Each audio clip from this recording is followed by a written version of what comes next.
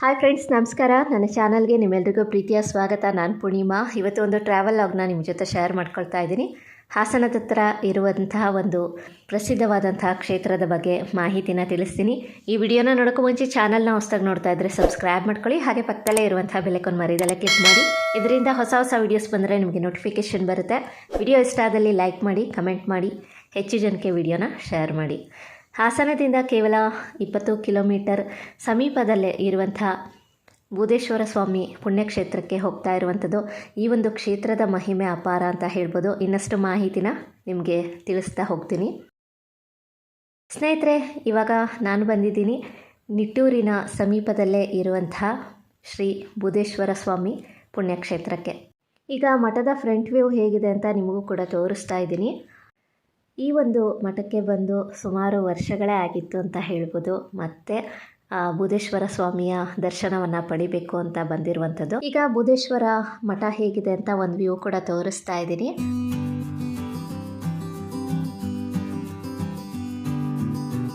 ಮಠದ ಒಳಗೆ ಹೋಗೋಕ್ಕೂ ಮುಂಚೆ ನಿಮಗೆ ಲೆಫ್ಟ್ ಸೈಡಲ್ಲೇ ಶ್ರೀ ಗಣಪತಿ ದೇವಸ್ಥಾನ ಇದೆ.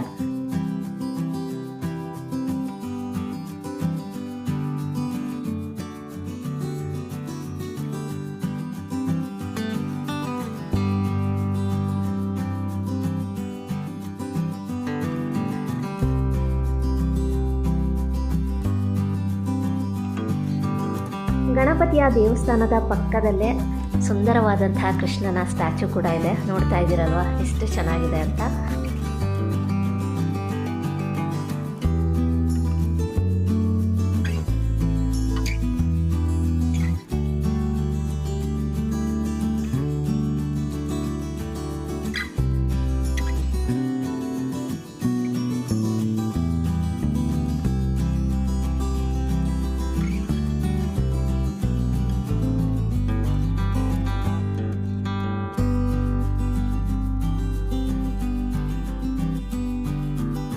ಮಠದ ಒಂದು ಮೇನ್ ಅಟ್ರಾಕ್ಷನ್ನು ಅಂದರೆ ಇಲ್ಲಿರುವಂತಹ ಪುಷ್ಕರಣಿ ಅಂತಲೇ ಹೇಳ್ಬೋದು. ಗ್ಲಾಸಲ್ಲಿ ಮಾಡಿರುವಂಥದ್ದು.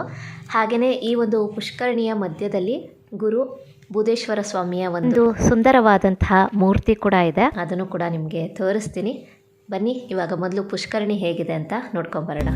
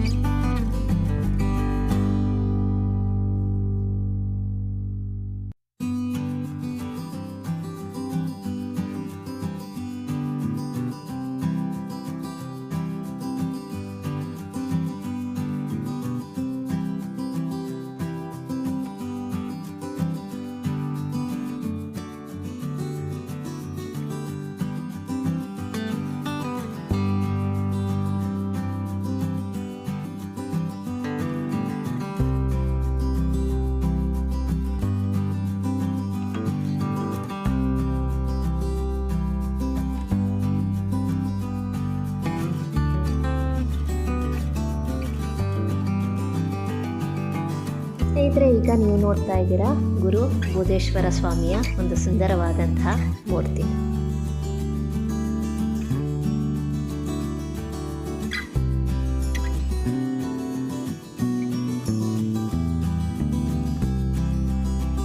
ಬೂದೇಶ್ವರ ಸ್ವಾಮಿ ಮಠದಲ್ಲಿ ಶಿವನ ಒಂದು ಸ್ಟ್ಯಾಚು ಕೂಡ ಇದೆ. ನೋಡಿ ಎಷ್ಟು ಚೆನ್ನಾಗಿದೆ ಅಂತ. ಅದರ ಕೆಳಗಡೆನೆ ಶಿವಲಿಂಗ ಕೂಡ ಇದೆ.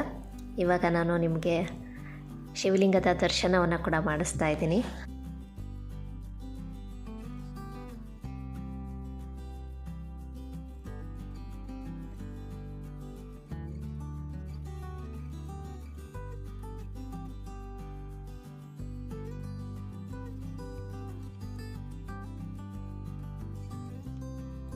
ಈಗ ನೀವು ನೋಡ್ತಾ ಇದ್ದೀರಾ ಶ್ರೀ ಬೂದೇಶ್ವರ ಸ್ವಾಮಿಯ ಸನ್ನಿಧಾನ.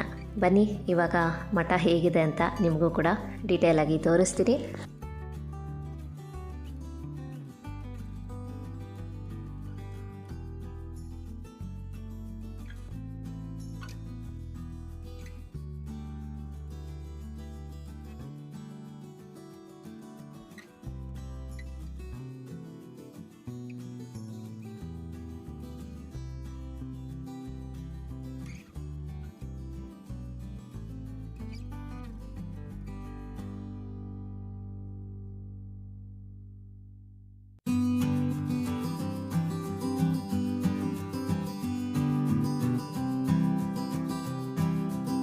ಬೂದೇಶ್ವರ ಸ್ವಾಮಿ ಮಠದ ಒಳಗೆ ಹೇಗಿದೆ ಅಂತ ನೋಡಿದ್ರಿ ಅಲ್ವಾ. ಇವಾಗ ಗರ್ಭಗುಡಿ ಒಳಗಡೆ ಹೋಗಿ ನಿಮಗೆ ಸ್ವಾಮಿಯ ದರ್ಶನವನ್ನು ಮಾಡಿಸ್ತೀನಿ.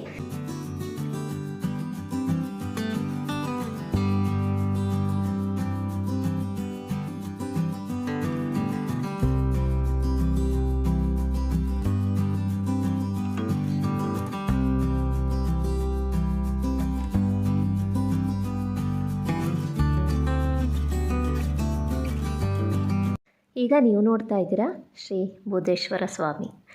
ಅಲಂಕಾರ ಅಂತೂ ತುಂಬಾ ಸುಂದರವಾಗಿತ್ತು. ಈ ಒಂದು ಸನ್ನಿಧಾನದಲ್ಲಿ ಒಟ್ಟು 3 ಗದ್ದಿಗೆ ಇದೆ ಅಂತ ಹೇಳಿದ್ರು.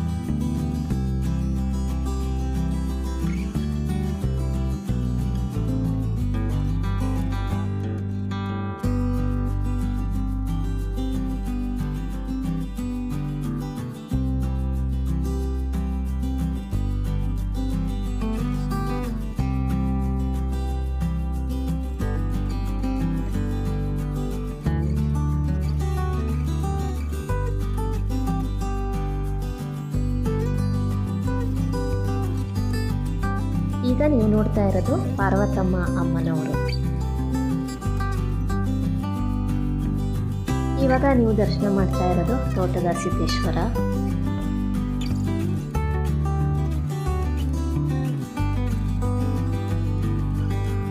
ಈ ಒಂದು ಸನ್ನಿಧಾನದ ಮಹಿಮೆ ಅಪಾರವಾದದ್ದು. ಸಾಕಷ್ಟು ಜನ ಭಕ್ತರು ಬಂದು ಸ್ವಾಮಿಯ ದರ್ಶನವನ್ನು ಪಡೆದು ಪುನೀತರಾಗ್ತಾರೆ. ಅವರ ಇಷ್ಟಾರ್ಥ ನೆರವೇರೋಕ್ಕೋಸ್ಕರ ಇಲ್ಲಿ ಅಪ್ಪಣೆಯನ್ನು ಕೂಡ ಕೇಳ್ಕೊಂಡು ಹೋಗ್ತಾರೆ. ತುಂಬಾ ವಿಶೇಷವಾದಂಥ ಒಂದು ಸನ್ನಿಧಾನ. ಈ ಒಂದು ಸನ್ನಿಧಾನದ ಬಗ್ಗೆ ಸಾಕಷ್ಟು ಮಾಹಿತಿನ ನಮ್ಮ ಚಾನಲ್ಗೆ ಕೊಟ್ಟಂತಹ ಅಮರೇಶ್ ಶಾಸ್ತ್ರಿಗಳಿಗೆ ನಾನು ಈ ವಿಡಿಯೋ ಮುಖಾಂತರ ಥ್ಯಾಂಕ್ಸ್ ಹೇಳ್ತೀನಿ. ಇವಾಗ ಈ ಒಂದು ಕ್ಷೇತ್ರದ ಬಗ್ಗೆ ಮಾಹಿತಿನ ತಿಳಿಸಿದ್ದಾರೆ, ಅದೇನು ಅಂತ ಕೇಳೋಣ ಬನ್ನಿ. ಸರ್ ನಮಸ್ತೆ, ನಿಮ್ಮ ಹೆಸರು? ನಮ್ಮ ಹೆಸರು ಅಮರೇಶ್ ಶಾಸ್ತ್ರಿ ಅಂತ. ಇದು 12ನೇ ಶತಮಾನದ ಹಲ್ಮಿಡಿ ಶಾಸನ.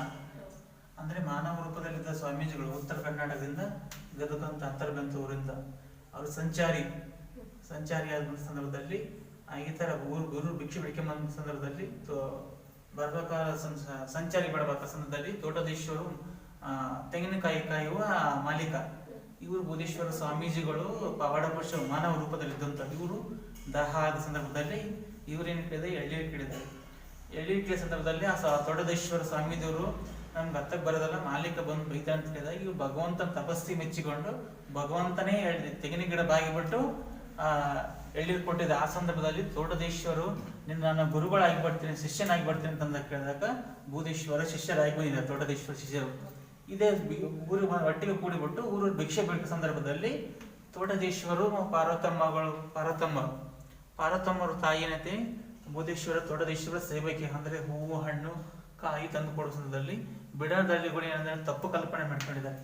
ಈ ತರ ಸ್ವಾಮೀಜಿ ಬಂದ್ಬಿಟ್ಟು ಈ ತರ ನಮ್ಮೂರ ಮಹಿಳೆಗೆ ಈ ತರ ಮಾಡಿದಾರೆ ಅಂತ ಸಂದರ್ಭದಲ್ಲಿ ಬಿಡಾರದಳ್ಳಿಗಳ ಜನಗಳು ಏನ್ ಮಾಡಿದ್ದಾರೆ, ಭೂದೇಶ್ವರನ ಧ್ಯಾನ ಮಂದಿರ ಕುಂದದಲ್ಲಿ ಸೌದೆ ಹಾಕಿ ಸುಟ್ಟಿದ್ದಾರೆ. ಆ ಬೂದಿಯಿಂದ ಎತ್ತದಕ್ಕ ಭೂದೇಶ್ವರ ಅಂತ ನಾವಾಗಿ ಹೆಸರು ಬಂತು ಅವ್ರಿಗೆ. ಅದೇ ಸಂದರ್ಭದಲ್ಲಿ ಏನಂತೆ ಬಿಡಾರದಳ್ಳಿ ಸ್ಮಶಾನ ಆಗ್ಲಿ ನಿಟ್ಟೂರು ಊರಾಗ್ಲಿ ಅಂತ ಶಾಪ್ ಹಾಕಿದ್ದಾರೆ ಇವರು.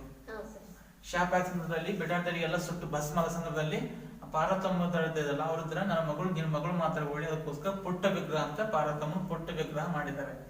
ಈಗ ಪ್ರತಿಯೊಂದು ಏನ ಸಂದರ್ಭದಲ್ಲಿ ಜಾತ್ರಾ ಮಹೋತ್ಸವ ಕಾರ್ತಿಕ ಮಹೋತ್ಸವದಲ್ಲಿ ನಿಟ್ಟೂರು ಪೂಜೆ ಆಗತ್ತೆ ಬಂದು ಯಾವುದೇ ಪೂಜೆ ಮಾಡಂಗಿಲ್ಲ, ಇಲ್ಲಿ ಅಪ್ಲಾಪಣೆ ಆಗ್ಬೇಕು. ಇದು ತುಂಬಾ ಏನೈತಿ ಇಲ್ಲಿ ಸುತ್ತಮುತ್ತ ಅಕ್ಕಪಕ್ಕ ಊರುಗಳ ಜನಗಳೆಲ್ಲ ಇದು ಭಗವಂತ ಇದ್ದಾನೆ ಅಂತ, ಈ ಕಲಿಯುಗದಲ್ಲಿ ಇದ್ದಾನೆ ಅಂತ ಅಂದ್ಬಿಟ್ಟು ಈ ತುಂಬಿ ಹೂವು ಬೆಸ ಆಗುತ್ತೆ ಅಂತಂದ್ರೆ ಏನೋ ಮದ್ವೆ ಮುಂಜಿ ನಾಮಕರಣ ಪ್ರತಿಯೊಂದು ಈ ತರ ಆವಾಗ ಒಳ್ಳೆ ಸಕ್ಸಸ್ ಮುಂದೆ ಫಲ ಸಿಗುತ್ತೆ, ಒಳ್ಳೇದಾಗುತ್ತೆ ಅಂತಂದ್ರೆ ಇಲ್ಲಿ ಬೆಸ ಬಂತಂತಂದ್ರೆ ಆಗುತ್ತಂತಂದ್ರೆ ಬೆಸ ಕೊಡ್ರಿ, ಒಳ್ಳೇದಾಗುತ್ತೆ ಮಾಡ್ರಿ ಅಂತಂದ್ರೆ ಬೆಸ, ಇಲ್ಲ ಸ್ವಲ್ಪ ತಡ್ಕೋರಿ ಈ ತರ ಅಂತಂತಂದ್ರೆ ಸರಿ. ಈ ದೀಪಗಳಂತೆ ಈ ಸ್ವಾಮೀಜಿ ಜೀವಂತ ಆಗಿದ್ದ ದೀಪಗಳು.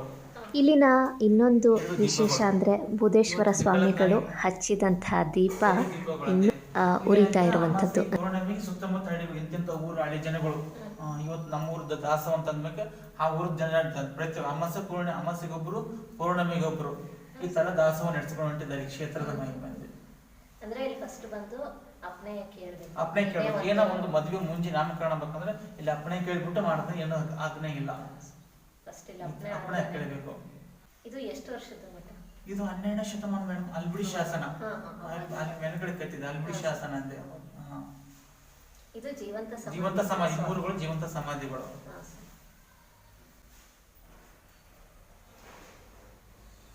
ಇಲ್ಲಿ ಗುರುಗಳ ಬಗ್ಗೆ ಯಾರಿಲ್ಲ, ಇವರೇ ಗುರುಗಳ ಮೇಲೆ. ಇವರೇ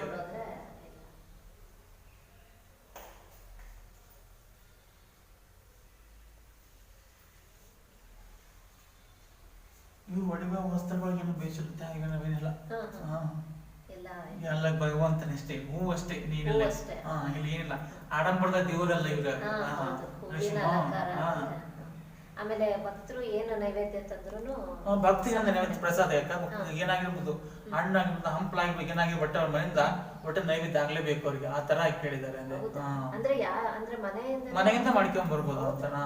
ಒಬ್ಬೊಬ್ಬ ಅರಕೆಗಳಿರ್ತವೆ, ಅಕಸ್ಮಾತ್ ಏನಂತ ಜಾತ್ರೆ ಆದ್ಮೇಲೆ ಅಲ್ಲಿ ಭೂತಪ್ಪ ಅಂತ ಮಾಡಿದಾರೆ. ಅದಕ್ಕೋಸ್ಕರ ಸಿಸ್ಟಮೆಟಿಕಲ್ ಚೇಂಜ್ ಅದಕ್ಕೆ ಅಲ್ಲಿ ಭೂತಪ್ಪ ಅಂತ ದೇವ್ರ ಪ್ರತಿಷ್ಠಾಪನೆ ಮಾಡಿದ್ದಾರೆ. ಅಲ್ಲಿ ನಾನ್ ವೆಜ್ ಅಮಾಸ ಇದು ಕಾರ್ತಿಕ ಅರಕೆಗಳು ಹಾಕೋದ್ರೆ ಅಲ್ಲೇ ಮಾಡುತ್ತುಂಟು. ಇಲ್ಲಿ ತರ ಅಂದ್ರೆ ಭಕ್ತರು ಏನೇ ತಂದ್ರೂ ನೈವೇದ್ಯ ಆಗ್ಲೇಬೇಕು ಮೇಡಮ್. ಇಂಥದ್ದೇ ಅಂತಿಲ್ಲ, ಎಲ್ಲಾನು ಅಂದ್ರೆ ತ್ರಿಕಾಲ ಜ್ಞಾನ ಪೂಜೆ ಬ್ರಾಹ್ಮಣ ಮುಹೂರ್ತದಲ್ಲಿ 5 ಗಂಟೆ, ಬೆಳಗಿನ ಜಾವ 5 ಗಂಟೆಗೆ ಒಂದು ಪೂಜೆ, 9 ಗಂಟೆಗೆ ಒಂದು ಪೂಜೆ, ಮತ್ತೆ ಸಾಯಂಕಾಲ 5 ಗಂಟೆ ಪೂಜೆ. ಅದಕ್ಕೆ ತ್ರಿಕಾಲ ಜ್ಞಾನ ಪೂಜೆ. ಅಂದ್ರೆ ಬ್ರಾಹ್ಮಣ ಮುಹೂರ್ತದಲ್ಲಿ ಅಂತ ಅನ್ನೋಕ್ಕಿಲ್ಲ, ಬ್ರಾಹ್ಮಣ ಮುಹೂರ್ತದಲ್ಲಿ ಮಾತ್ರ ಅದೆಲ್ಲ ಪ್ರತಿನಿತ್ಯ ಹುಣ್ಣಿಮೆ ಆಗಿರ್ಬೋದು, ಅಮಾಸೆ ಆಗ್ಬೋದು, ಯಾಂತ ಅಂತೇನಿಲ್ಲ, ಒಟ್ಟು ಪ್ರತಿನಿತ್ಯ ತ್ರಿಕಾಲ ಜ್ಞಾನ ಪೂಜೆ. ಅಂದ್ರೆ ಬೆಳಗಿನ ಜಾವ 5 ಗಂಟೆಯಲ್ಲಿ ಹಿಡಿದು ಸಾಯಂಕಾಲ 8 ಗಂಟೆವರೆಗೂ, ಅಮಾವಾಸ್ಯೆ ಪೂರ್ಣಿಮೆ 10 ಗಂಟೆವರೆಗೂ. ಜಾತ್ರೆ ಶಿವರಾತ್ರಿ 3 ದಿನ ಉಪವಾಸ ಇರ್ತದೆ. ನಿಟ್ಟೂರಿಂದ ಅಂಬಾರಿ ಉತ್ಸವ ಮಾಡ್ತಾರೆ. ಭೂದೇಶ್ವರು ಪಾರ್ವತಮ್ಮರು ಜೀವಂತ ಸಮಾಜವಾದ್ರೆ ಪ್ರಪಂಚನ ನೋಡ್ಬೇಕಂತ ಗೋಣ ಎತ್ತಿ ನೋಡಿದ್ರಂತೆ. ಅದಕ್ಕೋಸ್ಕರ ಸಂಚಾರಿ ಅಂತ ಇಟ್ಟಿದ್ದಾರೆ ಅವ್ರ ನಾಚ ಕಡೆ. ಉತ್ಸವ ಮೂರ್ತಿಗೆ, ಈಗ ಗೃಹ ಪ್ರವೇಶಕ್ಕೆ, ಈ ಊರ್ ಜಾತ್ರೆಗೆ, ನಾಮಕರಣಕ್ಕೆ ಅವ್ರಂತೆ ಇಟ್ಟಿದ್ದಾರೆ. ತೋಟೇಶ್ವರನ ಪಾರ್ವತಮ್ಮನ ಅವ್ರ ಜೀವಂತ ಸಮಾಜವಾದ್ರೆ ಇನ್ನು ಪ್ರಪಂಚ ನೋಡ್ಬೇಕಂತ ಆಸೆ ಹುಡುಗಂತೆ. ಇವ್ರು ಸ್ವಾಮೀಜಿಗಳಂತೆ ಓಂ ನಮ ಶಿವ ಧ್ಯಾನದಲ್ಲಿ ಇದ್ದಾರಂತೆ. ಅದಕ್ಕೋಸ್ಕರ ನೀವು ಆಚೆ ಕಡೆ ನಾನು ಏನಂತೆ ಶಿವರಾತ್ರಿ ಪುಣ್ಯ ದಿವಸ ಮಾತ್ರ ಆಚೆ ಕಡೆ ಬರ್ತೇನೆ ಅಂತ. ಈ ತೇರಲ್ಲಿ ಮಾತ್ರ ಬುಧೇಶ್ವರ ಸ್ವಾಮಿಗಳು ಮಾತ್ರ ತೇರಿ ಕುಂತ್ಕೊಂಬೋದು. ಅದು ಸಪ್ತಾಂತ ತ್ರಿಕಾಲ ಇದು ಆಷಾಢದಲ್ಲಿ. ಇವು ಸ್ವಾಮೀಜಿಗಳು ಮೊದಲು ಪುರಾತನದಲ್ಲಿ ಇದಂತೆ ಬರಗಾಲ ಬಂದ್ಬಿಡ್ತಂತೆ. ಬರಗಾಲ ಬಂದ ಸಂದರ್ಭದಲ್ಲಿ ಸ್ವಾಮೀಜಿಗಳು ಅಂತಂದ್ರೆ 7 ದಿನ ನಿರಂತರ ಸಪ್ತ ಭಜನೆ ಮಾಡಿ ನನ್ನ ಕೂರಿಸ್ಬಿಟ್ಟು ಸಪ್ತ ಭಜನೆ ಮಾಡಂತದಂತೆ. ಆಗ ಪುರಾತನ ಪದ್ಧತಿ ಅದು. ಆ ಪದ್ಧತಿಯಲ್ಲಿ ಬಿಡಬಾರ್ದು, ಸುತ್ತಮುತ್ತ ಜನಗಳೆಲ್ಲ 7 ದಿನ ಸಪ್ತ ಭಜನೆ ಮಾಡ್ತಾರೆ. ಆ ಟೈಮಲ್ಲಿ ಕಂಪಲ್ಸರಿ ಮಳೆ ಬಂದೇ ಬರ್ತದೆ. ದೇವರ ತಿಳುವಳಿಕೆ ಅದು ಈ ಸನ್ನಿಧಾನದಲ್ಲೇ ಅವರು ಭಜನೆ ಭಜನೆ ಮಾಡ್ತಾರೆ. ತ್ರಿಕಾಲಜ್ಞಾನ ಭಜನೆ ಮಾಡೋದು ಸಪ್ತ ಭಜನೆ ಅಂತ 7 ದಿವಸ ನಿರಂತರ ಭಜನೆ. 7 ದಿನ ಸ್ಟಾರ್ಟ್ ಆಗಿದ್ದು ಮತ್ತೆ 7 ದಿನ ಮುಗಿಯೋವರೆಗೂ ಭಜನೆ ಬರ್ತದೆ. ಆ ಸಮಯದಲ್ಲಿ ಮಳೆ ಬಂದೇ ಬರ್ತದೆ. ಇದು ಸರ್ವೇಶ್ವರ ಮಠ ಅಂತ. ಅದಕ್ಕೆ ಸರ್ವೇಶ್ವರ. ಆ ಮುಸ್ಲಿಮ್ಸ್ ಬಂದು ಹಿಂದೂ ಬಂದ್ರು, ಆ ಜಾತಿ ಬಂದು ಈ ಜಾತಿ ಬಂದು ಯಾವ ಭೇದನೆ ಇಲ್ಲ ಇಲ್ಲಿ. ಅದಕ್ಕೆ ಸರ್ವೇಶ್ವರ ಮಠ ಅಂತ ಹೇಳಿ. ಅದಕ್ಕೆ ಯಾವ ಗುರುಗಳೆಲ್ಲ ಎಲ್ಲ ಸರ್ವರ್ ಮಠ ಅಂತ. ಭಕ್ತರು ಮಾಡಿದ್ದು ಭಕ್ತರೆಲ್ಲ ಉದ್ಧಾರ ಮಾಡ್ಬೇಕಂತ. 7 ದಿವಸ ಉಳ್ಕೋಬೇಕಂತ. ಕಟ್ಲೇದು ಅಂತಂದ್ರೆ ಆಸ್ಪತ್ರೆ ಕಾಲ ಅಂದ್ರೆ ಆಸ್ಪತ್ರೆಗೆ ಹೋಗ್ಬೇಕು. ಇಲ್ಲ ಸೋಂಕು ಚೌಡಿ ಮಾಟ ಮಂತ್ರ ಇದಂತಂದ್ರೆ ಇಲ್ಲಿ ಉಳ್ಕೊಂಡ್ರೆ 5 ದಿನ ಉಳ್ಕೊಂಡ್ರೆ 5 ಹೇಳ್ತಾರ. ಇವ್ರು 3 ದಿನ ಬೆಸ 3 ದಿನ ಅಂತಾರೆ, ಒಬ್ರು 5 ದಿನ, ಒಬ್ಬರು ಒಂದು ಮಂಟ್ಲ, ಜಾಸ್ತಿ ಇದ್ದರಿಗೆ ಒಂದು ಮಂಟ್ಲ, ಕಮ್ಮಿ ಇದ್ದರಿಗೆ 5 ದಿನ, ಮತ್ತೆ ಪೂರ್ತಿ ಕಮ್ಮಿ ಇದ್ದರಿಗೆ 3 ದಿನ ಇಲ್ಲಿ ಉಳ್ಕೊಂಡು ತ್ರಿಕಾಲಕ್ಕೆ ಪೂಜೆ ಮುಗಿಸ್ಕೊಂಡು ಬ್ರಾಹ್ಮಣ ಮಠದಲ್ಲಿ ಅವಾಗ ಸುರಕ್ಷಿತವಾಗಿ ಹೋಗ್ತಾರೆ. ಇವತ್ತಿನೊಳಗೆ ಅವರು ನಡ್ತಾ ಇದೆ ಹಂಗೆ. ಅಂದ್ರೆ ಇದು ಇದನ್ನ ಕೇಳ್ತಾರಲ್ಲ ಸರಿ ಬಸನ, ಅದರಲ್ಲಿ ವೇಸ್ಟ್ ಇದನ್ನೇ ಪಾಯಿಂಟ್ ಇಲ್ಲಿ. ಇದು ತುಂಬಾ ಇವೆಲ್ಲ ಪೂಜೆ ಮಾಡಂಗಿಲ್ಲ ಪ್ರತಿನಿತ್ಯ. ಇದೇ ಮೇನ್ ಇಲ್ಲಿ ಇವಾಗ ಅಪ್ನೆ ಆಗುತ್ತೆ ಸ್ವಾಮಿಗಳ ಹತ್ರ. ಅದನ್ನ ಯಾವ ತರ ಕೇಳ್ಬೋದು? ಈಗ ಆ ಕೆಲಸ ಬೇಗ ಆಗುತ್ತಂತಂದ್ರೆ ಬೆಸ ಮೇಡಮ್. ಈಗ ಸ್ವಲ್ಪ ಲೇಟ್ ಆಗಿ ಆಗುತ್ತಂತಂದ್ರೆ ಸರಿ. ನೀವು ಅಕಸ್ಮಾತ್ ನಮ್ಗೆ ಬೇಗ ಆಗ್ಬೇಕು, ಇನ್ನ ಬೇಗ ಆಗ್ಬೇಕು, ಭಗವಂತನ ಆದಷ್ಟು ಬೇಗ ಆಗ್ಬೇಕಂತಂದ್ರೆ ನೀವೇನು ಅರಿಕೆ ಮಾಡ್ಕೋಬೇಕೇನೋ. ಏನ ದುಡ್ಡು ನಿಮ್ ಕೈಲಾದಷ್ಟು ಇಷ್ಟು ಅಷ್ಟು ಅಂತಿಲ್ಲ. ಏನ ದುಡ್ಡು ಕೊಡ್ತಂತ ಅನ್ಬೋದು, ಅಕ್ಕಿ ಕೊಡ್ತಂತ ಅನ್ಬೋದು. ಏನಾದಷ್ಟು ಬೇಗ ಆಗ್ಬೇಕು, ಈ ತಿಂಗಳದಾಗ ಆಗ್ಬೇಕಂತಂದ್ರೆ ಹಾಗೆ ಆಗುತ್ತಂತಂದ್ರೆ ಬೇಸನ್ ಮೇಡಮ್. ಇಲ್ಲ ಸ್ವಲ್ಪ ಲೇಟ್ ಆಗಿ ಆಗುತ್ತಂತಂದ್ರೆ ಸರಿ. ಈ ತರ ಪ್ರಶ್ನೆ ಇಲ್ಲ. ಅದಕ್ಕೆ ನಾ ಕಡೆಗೆ ಎರಡೇ ಪ್ರಶ್ನೆ. ಆಗುತ್ತಂತಂದ್ರೆ ಬೇಸ, ಆಗಲ್ಲ ಅಂತಂದ್ರೆ ಸರಿ, ಇಷ್ಟೇ ಇಲ್ಲಿ. ಮುಜುಗರಿಲ್ಲ ಮುಜುಗರಿಲ್ಲ ಮೇಡಮ್. ಇಲ್ಲಿ ಆಗುತ್ತಂದ್ರೆ ಆಗೇ ಬಿಡ್ತೈತಿ. ಇಲ್ಲ ಆಗೋದಲ್ಲ ಅಂತಂದ್ರೆ ಲೇಟ್ ಆಗುತ್ತ, ಲೇಟ್ ಆಗ ಪ್ರಶ್ನೆ ಇಷ್ಟೇ. 6 months ಮಾಡಲ್ಲ, ಒಂದೇ ಕಡ್ಡೆ ಹಾಗೆ ಆಗುತ್ತಂದ್ರೆ ಬೇಸ, ಆಗಲ್ಲ ಅಂತಂದ್ರೆ ಸರಿ. ಈ ತರ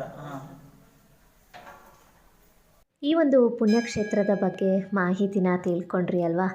ನಿಮ್ಮ ಜೀವನದಲ್ಲಿ ಏನಾದರೂ ಸಮಸ್ಯೆಗಳಿದ್ದರೆ, ಆ ಸಮಸ್ಯೆಗಳು ದೂರ ಆಗಬೇಕು ಅಂತ ಇದ್ದರೆ, ಹಾಗೆಯೇ ನಿಮ್ಮ ಇಷ್ಟಾರ್ಥಗಳು ನೆರವೇರುತ್ತೋ ಇಲ್ವೋ ಅನ್ನುವಂಥ ಒಂದು ಪ್ರಶ್ನೆ ಮನಸ್ಸಲ್ಲಿ ಕಾಡ್ತಾ ಇರುತ್ತೆ.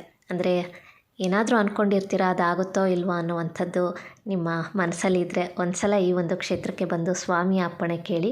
ಖಂಡಿತವಾಗ್ಲೂ ಆ ಒಂದು ಇಷ್ಟಾರ್ಥ ನೆರವೇರುತ್ತೋ ಇಲ್ವೋ ಅಂತ ಇಲ್ಲಿ ಬೂದೇಶ್ವರ ಸ್ವಾಮಿಗಳು ಅಪ್ಪಣೆಯನ್ನು ಕೊಡ್ತಾರೆ. ಎಂಥದ್ದೇ ಒಂದು ಕೋರಿಕೆ ಇರಲಿ, ಅದು ನೆರವೇರುತ್ತೆ. ಹರಕೆಯನ್ನು ಕೂಡ ಮಾಡ್ಕೊಂಡು ಹೋದರೂ ಸಾಕು, ಖಂಡಿತ ಆ ಒಂದು ಇಷ್ಟಾರ್ಥ ನೆರವೇರುತ್ತೆ. ಅಪಾರ ಮಹಿಮೆಯ ಒಂದು ಸನ್ನಿಧಾನ. ಇಂದಿಗೂ ಪ್ರತಿಯೊಬ್ಬರು ಕೂಡ ಇಲ್ಲಿ ಅಪ್ಪಣೆ ಕೇಳಿನೇ ಅವರ ಕೆಲಸ ಕಾರ್ಯಗಳನ್ನು ಮಾಡುವಂಥದ್ದು. ಯಾಕೆಂದರೆ ಇಲ್ಲಿ ಅಪ್ಪಣೆ ಸಿಕ್ಕಂತೆಯೇ ಅವರು ನಡೆದುಕೊಳ್ತಾರೆ. ಅಷ್ಟು ಮಹಿಮೆ ಈ ಒಂದು ಸನ್ನಿಧಾನದಲ್ಲಿ ನಡೆಯುತ್ತೆ. ಇಲ್ಲಿ ಮಾಟ ಮಂತ್ರದ ಪ್ರಯೋಗದಿಂದ ಏನಾದರೂ ತುಂಬ ಸಮಸ್ಯೆಗಳನ್ನು ನೀವು ಎದುರಿಸ್ತಾ ಇದ್ದರೆ ಇಲ್ಲಿ ಬಂದು ಅಪ್ಪಣೆ ಕೇಳ್ಬೋದು. ಹಾಗೆಯೇ ತುಂಬ ದಿನಗಳಿಂದ ಏನಾದರೂ ಅನಾರೋಗ್ಯ ಸಮಸ್ಯೆ ಇದ್ದರೂ ಕೂಡ ಇಲ್ಲಿ ಅಪ್ಪಣೆ ಕೇಳಿದ್ರೆ ಇಲ್ಲಿ ನಿಮಗೆ ಉತ್ತರ ಖಂಡಿತ ಸಿಕ್ಕತ್ತೆ. ಬೇಗ ಹುಷಾರಾಗುತ್ತಾ, ಆ ಥರ ಎಲ್ಲ ನೀವು ಪ್ರಶ್ನೆಯನ್ನು ಕೇಳ್ಬೋದು. ಹಾಗೆಯೇ ಇಲ್ಲಿ ಕಟ್ಲೆ ಅಂತ ಕೂಡ ಮಾಡ್ತಾರೆ. ಅದು ಏನು ಅಂದರೆ, ನೀವು 3 ದಿನ 5 ದಿನ 7 ದಿನ ಇಲ್ಲಿ ಇದ್ದು ಸ್ವಾಮಿಯ ಸೇವೆಯನ್ನು ಮಾಡಬೇಕಾಗತ್ತೆ. ಅಂದರೆ ಅವರೇ ಹೇಳ್ತಾರೆ ಏನಾಗಿದೆ ಅಂತ, ಅದರ ಪ್ರಕಾರ ನೀವು ಸೇವೆ ಮಾಡಿದ್ರೆ ಖಂಡಿತ ಹುಷಾರಾಗುತ್ತೆ.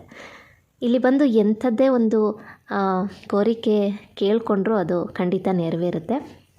ನೀವು ಒಮ್ಮೆ ತಪ್ಪದೆ ಈ ಒಂದು ಕ್ಷೇತ್ರಕ್ಕೆ ಬಂದು ಸ್ವಾಮಿಯ ದರ್ಶನವನ್ನು ಪಡೆದು ಅಪ್ಪಣೆಯನ್ನು ಕೂಡ ಕೇಳ್ಕೊಂಡು ಹೋಗ್ಬೋದು.